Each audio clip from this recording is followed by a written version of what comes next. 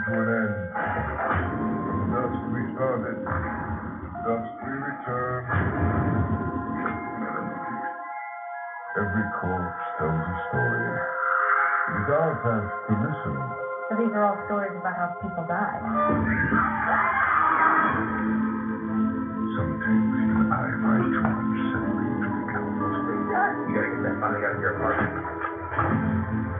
Keep your doors locked tonight and keep an eye out for crazy.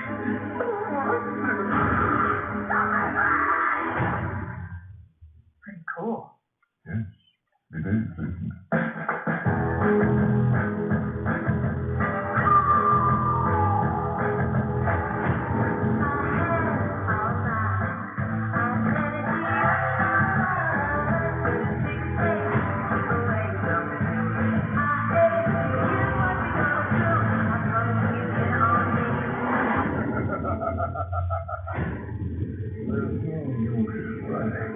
Your story just began.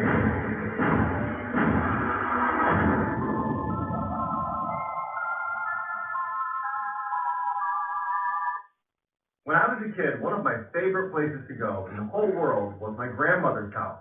She lived in South Paris, Maine. About 2,000 people lived there, totally rural, and there's lots of forests everywhere. We'd get to my grandmother's big farmhouse, and we just immediately go off into the woods behind her property because it was like this vast expanse of wilderness. But as soon as it got dark at night, we would all be quick to go back inside because there were huge animals that lived in the wilderness of Maine, and you just didn't want to be out there past dark. And at night, I'd be looking out at this dark forest from the safety of my room, and I would always be so scared that a set of eyes were going to look back at me from somewhere in this dark forest.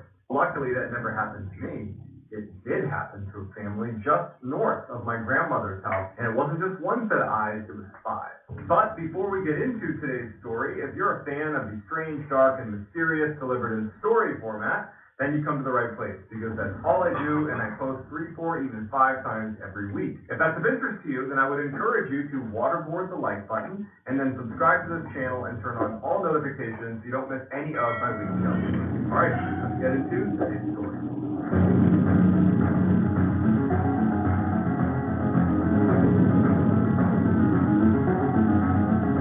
In 2005, Eric Martin was working at a paper mill in Maine, and he'd been working at this paper mill for 20 years, and he was reaching up to get something on the shelf when he threw his back out. In fact, he slipped a number of discs, and it ultimately meant he was not able to work anymore. He was going to be disabled. And so he's suddenly out of work. His wife, Shelley Martin, was not working at the time, but when he couldn't work, she needed to get a job. And so Shelley, who had not worked in a long time, was able, through some connections, to land a job in her hometown in Maine called Palmyra. Palmyra was a very small, rural community. I mean, we're talking maybe 1,200 people that lived there. They also had a 17-year-old daughter named Chelsea who was not eager to go, but it was the only place they could afford, and so they had to go. Luckily, because Palmyra was such a cheap place to live relative to where they had been living, that for less money, they actually ended up getting a bigger piece of property than they had lived in before. It's this beautiful farmhouse that sat on a whole bunch of acreage,